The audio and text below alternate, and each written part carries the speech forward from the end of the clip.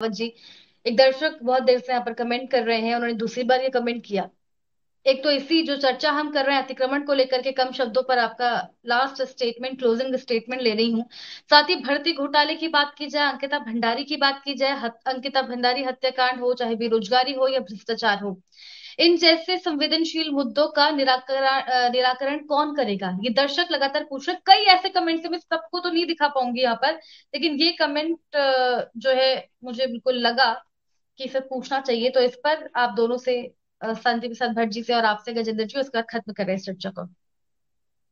दरअसल इस चर्चा माइक की जो म्यूट। शुरुआत आपने करी कि भाई पहाड़ में बुलडोजर चल रहा है और देहरादून में क्यों नहीं, उसके मूल में सबसे बड़ा सवाल यह है कि जो खटीमा से विधायक हुआ करते थे पुष्कर सिंह धामी, अब वो चंपावत से हो गए।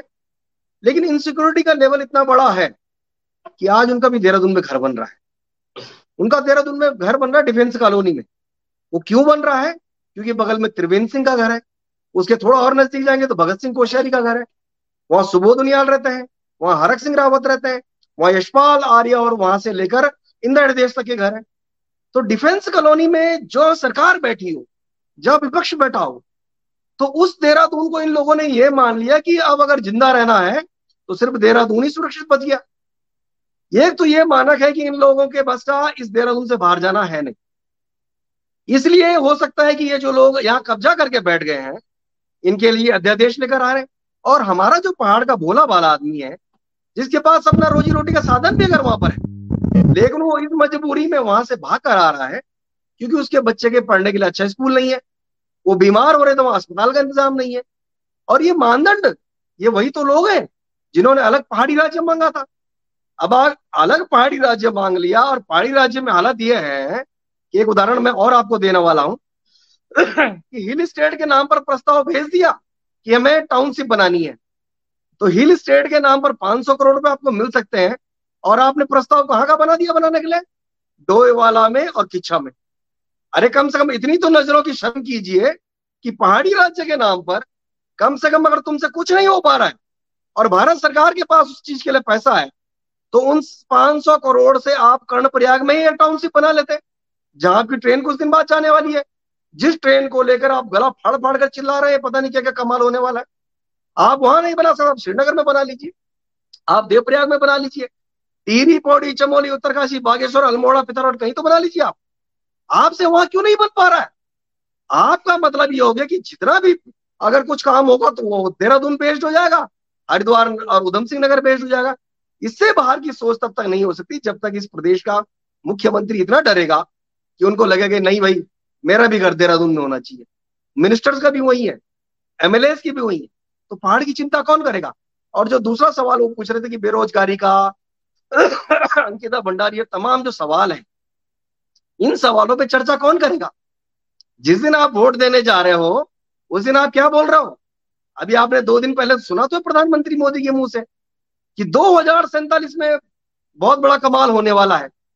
2022 में सबको घर देने की बात कही थी आपने, 2022 में सबको घर तो मिले नहीं, वो पूरा नहीं हुआ। लोगों के दिमाग में एक और बात बैठा दी कि 2047 में कमाल होगा। 2047 तक इस देश की क्या हालत होगी, इस प्रदेश की क्या होगी, इस पर कोई चिंता नहीं कर रहा है, कोई चर्चा भी नहीं कर रहा है। चर्चा किस पर हो रही है कि मुख्यमंत्री जी कह रहे हैं मजारें तोड़नी है, उनके लोग कह रहे हैं इनको भगाना है, उनके भाजपा के अध्यक्ष कह रहे हैं कि भाई मुसलमान के यहाँ बाल कटाने मत जाओ, नजीबाबाद की सब्जी मत खाओ। दिन भर टीवी चैनलों में, अखबारों में, सोशल मीडिया में ये चीज प्लांट कराई जा रही है। इसी से जो हमारे मूल सवाल, जिन चीजों के लिए राज्य मांगा गया था, वो सारे सवाल दबाए जा रहे हैं।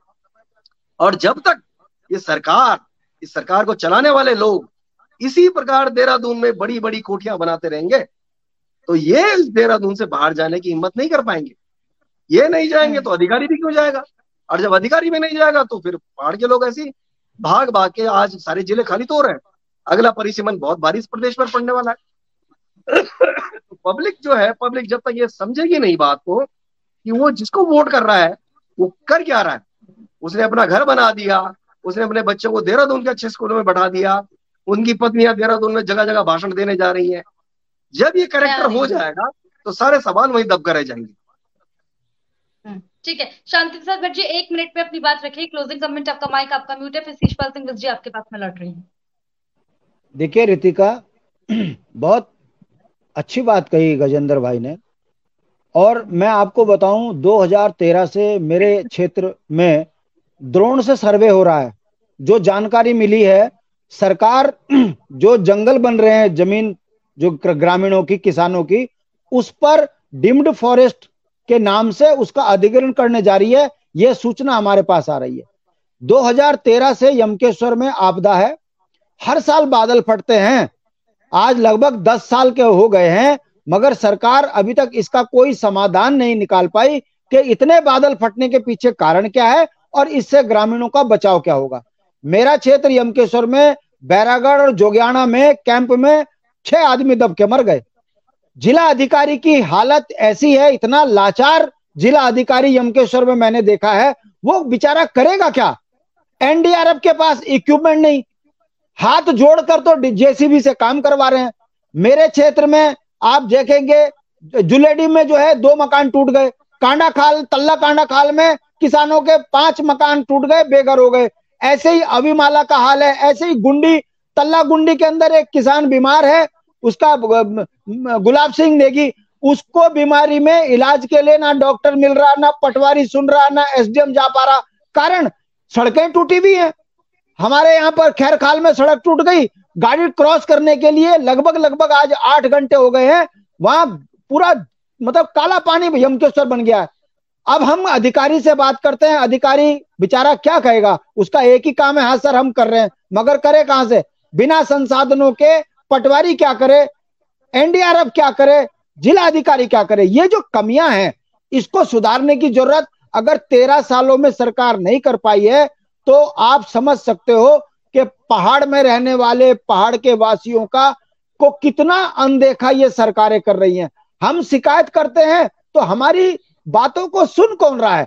भाजपा ने 5 किलो राशन में पूरे उत्तराखंड के अस्तित्व को लूट लिया, मगर गांव का व्यक्ति अभी भी पार्टियों के लालच में फंसा हुआ है, जिस कारण अभी वो लोकतंत्र में जनता की आवाज की ताकत नहीं बन पा रही है। जो 1994 में एकमुठ और एकजुट होकर लोगों ने कहा कि हमको हमारे अस्तित्व को बचाने के लिए अलग राज्य चाहिए।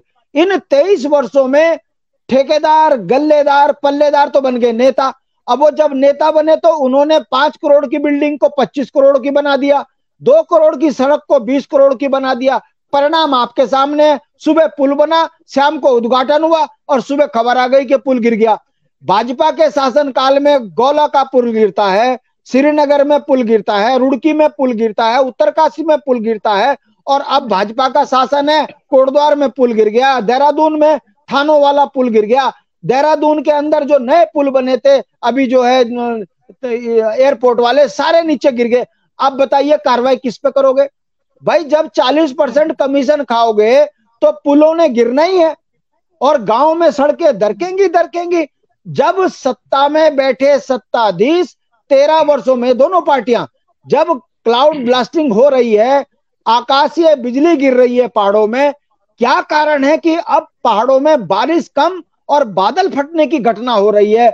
चमोली बर्बाद हो गया, टिहरी बर्बाद हो गया, यमकेश्वर बर्बाद हो गया, पिथौरागढ़ बर्बाद हो गया, चंपावत बर्बाद हो गया। उसके बावजूद भी सरकार की मशीनरी ना तो भूगर्भ वैज्ञानिकों की सुन रही, ना सरकार की तरफ से कोई सरकार का प्रवक्ता ये बताता है कि इसके पीछे ये कारण है। हाँ, आम जनमानस में चर्चा है कि टिहरी डैम बन गया इसलिए हो रहा है। कोई कह रहा है कि दैविक आपदा ज्यादा इसलिए आ रही कि यहाँ सारे पापी और चोर टुच्चे बन गए इसलिए यहाँ दैविक आपदा आ रही। मगर वैज्ञानिक समाधान की बात होती है तो उसमें भूख वैज्ञानिकों के पास जाओ, वो कहते हैं भैया जो प्रकृति के साथ खिलवाड़ करोगे तो इसका भुगतान आपको होगा। मैं पूछना चाहता हूं रितिका, जो ऑल वेदर का ढोंग पीटते थे, बताएं ना कि एक वेदर में सरकार ये जो है ऑल वेदर नहीं झेल पा रही है। जो आप सोच लीजिए डिस्ट्रिक्ट रोडों का, ब्रांच रोडों का कितना बुरा हाल होगा इस उत्तराखंड के अंदर। खबरें बाहर नहीं आ रही है क्योंकि मैनेज कर रखी है। मैं यमकेश्वर में पिछले 3-4 दिनों से लगातार घूम रहा हूं और मैं देख रहा हूं बैरागढ़ में हाथ जोड़कर मैं तो ये कहता हूं गंगा के किनारे और ह्यूल के नजदीक कोई ना रहे। अगर यही इस तरीके से अगर 2-3 ब्लास्टिंग अगर अभी और हो गई तो मुझे लगता है कि बैरागढ़ पूरा साफ हो जाएगा। ये स्थिति बनी हुई है, मगर क्या करें, गांव के गरीब को उसी के हाल में छोड़ा है। सरकार लाचार और हताश है। उन्हें पता है कि जैसे ही सब कुछ ठीक होगा मौसम, उसके बाद 5-5 किलो राशन बांट के हम जनता को फिर गुमराह कर लेंगे। ये जो आंखों में पट्टी बंधी हुई है पार्टियों की, इससे ऊपर उठना पड़ेगा, तभी उत्तराखंड बचेगा।